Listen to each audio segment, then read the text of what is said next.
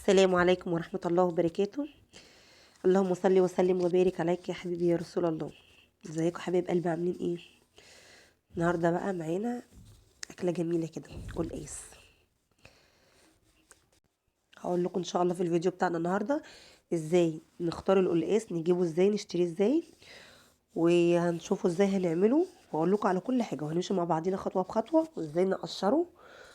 كل حاجه هقولها لكم. بس قبل اي حاجه كده هنجيب حله بتاعتنا كده. احنا عندنا ما هنعمل النهارده الفرخه بتاعتنا دي متنضفة كويس جدا ومغسولة ومنقوعة في المحلول بتاعها، اللي هو الخل والملح وليمون، ومشطوفة. وبعد كده جبنا حلة حطينا فيها حتة سمنة، واشوح الفراخ بتاعتي قبل ما اسلقها ولا اي حاجة.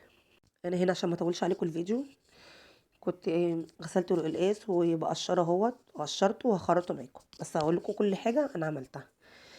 اختار بقى ازاي القلقاس. هختار القلقاسة اللي تبقى مدورة، ولا طويلة، ولا واخدة شكل بيضاوي، وتكون القلقاسة كده عند راسها اللون اللي هو اللون البامبي، عشان تبقى القلقاسة حلوة. وتكون القلقاسة كمان عندها اللي هي البروز دي. ونضفها ازاي بقى؟ قبل اي حاجة خالص بقوم ماسكة القلقاسة، بقوم غسلها تحت الحنفية، وجايبه فوطه منشفاها كويس اوي. انا بغسلها ليه تحت الحنفيه؟ عشان لو فيها طينه ولا لو فيها اي حاجه ما تجيش في ايديا وانا بقشرها. اقوم غسلها تحت الحنفيه وماسكه فوطه منشفاها كويس قوي من الميه، والسكينه بتاعتي ما يبقاش فيها برضو ميه. وبعدين انشفها وابدا بقى اقشرها بس. وبعد ما بقشرها بقى خالص بقوم برضو جايبه فوطه ومنشفاها برضو زي ما انتم ما شفتوا كده معاكم.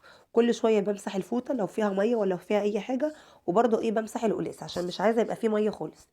هنا بقى معانا ربطه سلق وربطه كزبره. بمسك السلق اخد الورق بتاعه بس، مش عايزه العصيان بتاعته، انا باخد الورق بتاعه. ونفس الكلام برضو الكزبره انا باخد الورق بتاعها.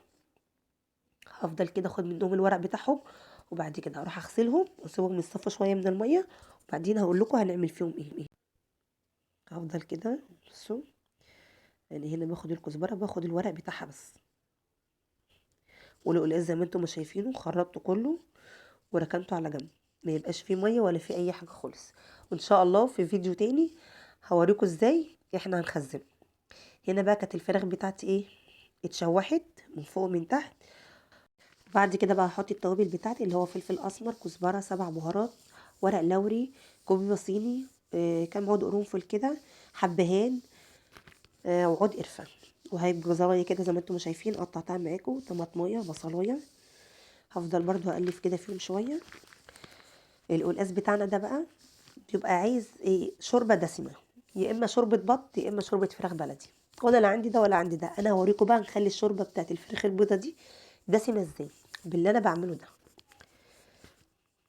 انا بحب كده اشوح الفراخ، لو عايزه منها شوربه او هعمل بشوربتها حاجه بشوح الفراخ شويه. انما لو مش عايزه الشوربه بتاعتها عادي بعملها عادي زينا زي اي حد بيعملها. ان انا اغسل الفرخه عادي، وبرضو بحط حبه ميه في الحله اسيبهم يغلوا، وبعدين بحط الفرخه فيها واشيل الريم من عليها بعد لما بتغلي. وبعد كده بقوم حاطه التوابل بتاعتي عادي، ده لو انا مش عايزه الشوربه بتاعتها. بس انا عشان عايزه الشوربه بتاعتها فعملت الخطوه دي. جبت هنا ميه وحطيتها في قلب الفرخه. بصوا بقى الشوربه بتاعتها اصلا عامله ازاي، ولسه كمان هتشوفوها بقى بعد ما تستوي. هتبقى كده حاجه اللهم صل على النبي حلو. هنا بقى جبت الخلاط بتاعي، حطيت فيه ربع كوبايه ميه كده ونص كوبايه ميه. هنا كان السلق بتاعي اتغسل والكزبره غسلتهم، هحطهم هنا بقى في الخلاط وهضربهم. وبرده لو الخلاط لقيتي الخلاط ما مشيش معاكي كده من تحت شويه، حط عليه برده حبه ميه، يعني افضلي لغايه ما تلاقي الخلاط بتاعك مشي كده من تحت. كل شويه حط عليهم حبه ميه لغايه ما تلاقيه خلاص بقى، بس ما تحطوش ميه كتير يعني. انا هضربهم بقى. ما شاء الله، يعني القلقاس كان طلع طعمه تحفه ما شاء الله، ما خدش معايا سوا، يعني ما كملش والله معايا حاجه على البوتاجاز. هو بيكبره قوي، ما كملش ربع ساعه كمان. بصوا هنا انا كنت هنا حطيت حبه ميه لان الخلاط بتاعي ما كانش عايز السكاكين بتاعته تمشي في الخضره. حطيت هنا حبه ميه، وهوريكم برضو شكله دلوقتي.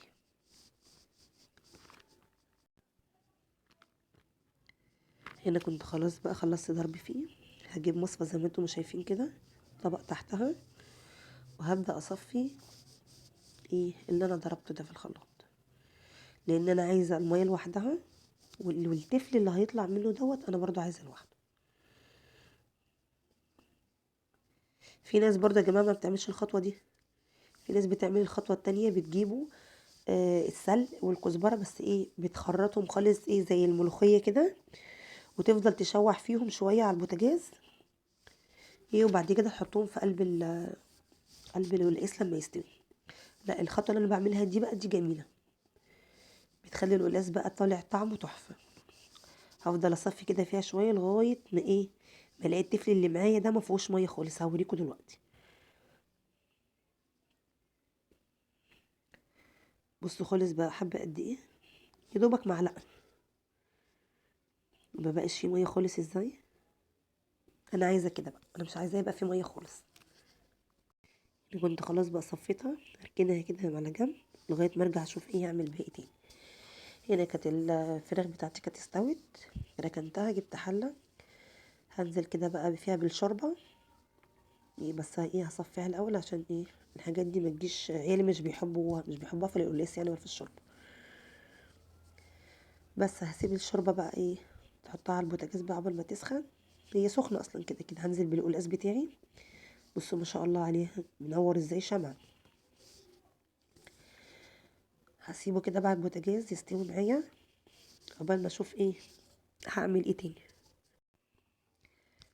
هحط له كده مرقه دجاج، عشان انا ايه مكنتش حاطه في الشوربه ملح كتير.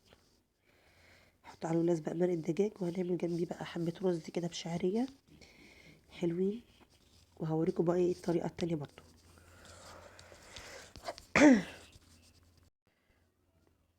معايا هنا نص كيلو من الشعريه او اقل من نص كيلو، احنا بنحب الشعريه بتبقى كتيره في الرز يعني عامه. ده باين لي اقل من نص كيلو، بتاع ربع كيلو كده، ربع كيلو حبه. حطيت فيهم كده في قلب الشعريه حته زبده على حته سمنه بلدي، واسيبهم كده يتشوحوا شويه. وبعد كده ايه معايا نص كيلو رز مغسول كويس جدا، وبعد كده سايباه يتصفى. لما الشعريه تتحمر بتاعتي تاخد اللون اللي هو اللون الذهبي كده، هنزل بيها ايه بالرز على الشعريه. هفضل اقلب فيهم شويه. بص انا كنت بوريكم ان الشعريه اتحمرت ازاي. هفضل اقلب في الرز شويه كده، اشوحه شويه، عشان ايه كل ما تقلبي في الرز اصلا بيطلع مفلفل معاكي وحلو. انا الرز بتاعي دوت بياخد ميه اصلا، يعني انا بحط له اكتر من العادي بسنه بسيطه، لان الرز بتاعي دوت بيشرب ميه، وما شاء الله بيزيد معايا في قلب الحله. يعني انا حاطه نص كيلو رز دلوقتي، هتلاقيهم ايه بتاع كيلو رز.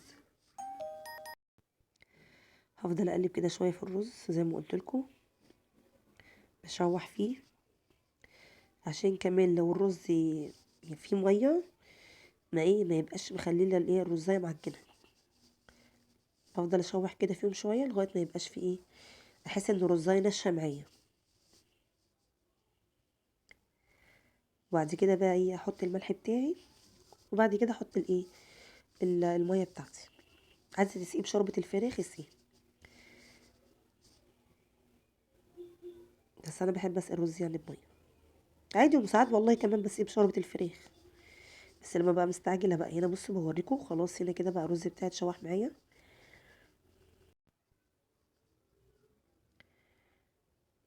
اروح اجيب بقى حبه ميه وادلق على الرز بتاعي. استغفروا كده يا جماعه، طول ما انتوا واقفين في المطبخ صلوا على رسول كده.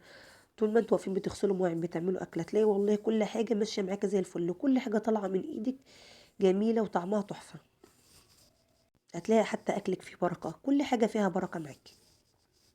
بتروقي شقه بقى، بتغسلي مواعين، بتعملي اي حاجه، استغلي الوقت اللي انت بتعمليه ده. الاستغفار والله يا جماعه بيرفع البلاء يعني. الحمد لله يا رب، ربنا يرفع عنا وعنكم البلاء. هنا كان القلقاس بتاعي بقى، الرز بتاعي حطيته على الناحيه التانية، والقلقاس بتاعي كان خلاص بقى داخل في السوا. هجيب هنا طاسه واحط فيها حبه زيت، وهنزل بالتومه بتاعتي معايا كده، اقعد اشوح فيها شويه. ايه انا مش عايزاها تتحمر، انا عايزه بقى ايه بس تتشوح بس شويه كده، وبعدين ايه بقوم نازله ايه بالسلق، معلقتين السلق اللي هم ايه اللي انا صفيتهم، التفل بتاعهم بمعنى اصح. افضل اشوح كده فيهم شويه، اشم ريحه التومه بس ما تتحمرش، مش عايزه التومه تتحمر دلوقتي. افضل اقلب اقلب اقلب. بعد كده بقى هجيب ايه المعلقه اهي، هنزل بيها. هعرف بقى منين ان السلق بتاعي ده استوى خلاص كده؟ ايه لما الاقي التوميه بتاعتي اتحمرت. انتوا هتلاقوا حتى هتلاحظوا ان اللون بدأ يغمق شويه بتاع السلق، هتحسوا كده ان التوميه اتحمرت. هعرف كده ان ايه ان السلق بتاعي ده كده استوى وخلاص، ان انا اطش بيه ايه القلقاس بتاعي. ما تنسوش يا جماعه حبه كزبره بقى، يخلوا الريحه والطعم جنان حكايه. حبه الكزبره دول بقى مش عايزه اقول لكم لهم مفعول سحر. ربنا يحسن ما بين ايدينا وايديكم كده يا رب. هنفضل نشوح كده فيهم، وبعد كده ايه اطش بيه القلقاس بتاعي. الميه بقى اللي طلعت من السلق ده هقوم جايباه. بصوا اهو، هنا خلاص كده كان القلقاس بتاعي خلاص استوى. بصوا خلاص. انتوا بقى سووه 3/4 سوا، لان كل ما تيجي تسخنوا فيه ايه هيستوي معاكم كمان وكمان. الميه اهي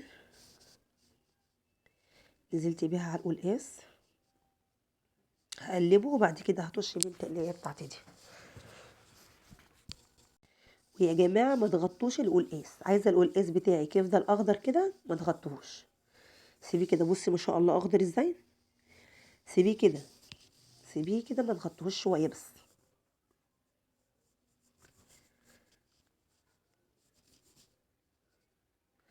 بصوا هنا كانت خلاص بقى بدأت تستوي معايا. خلاص هي كده استوت. هقوم جايباها طشه بيها. يا خراشي على الريحه، يا خراشي.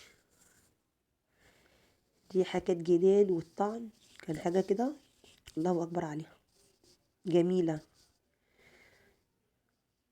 بألف هنا وشفا للي كان منه. هنا كده خلاص كان القلقاس بتاعي خلص. هركنه كده بقى شويه بالمروحه اشوف الرز بتاعي والفراخ بتاعتي. بص انا مغطيتش القلقاس خالص. بص بوريكم الرز، مع ان ما شاء الله الحله مليانه ازاي، بصوا زاد معايا ازاي. بوريكم الرز ازاي طالعه مفلفله، لا طالعه معجنه ولا طالعه فيها اي حاجه خالص. وبكده الاكل بتاعنا خلص بقى. بصوا شكل القلقاس عامل ازاي، حاجه كده اللهم بارك. الفراخ بتاعتنا دي مش مشويه، انا محمراها. بحب احمرها يعني اللون ده بقى، عشان اخد اللون ده بحط على وشها بقى حبه صلصه كده، مع معلقه دبس رمان ومعلقه صغيره صويا صوص. معلقه من دي صغيره ومعلقه دي من دي صغيره، وحبه فلفل اسمر كده وحبه ملح صغيرين، وبحمرها بقى بتبقى طعمها تحفه. يا رب وصفه النهارده تكون عجبتكم. ولو اول مره بتشوفي قناتي ما تنسينيش باللايك والشير والسبسكرايب عشان يوصلك كل جديد مني، وعشان عيلتنا الكبيره تكبر بيكم. يا رب تكون خفيفه على قلوبكم. والسلام عليكم ورحمه الله وبركاته.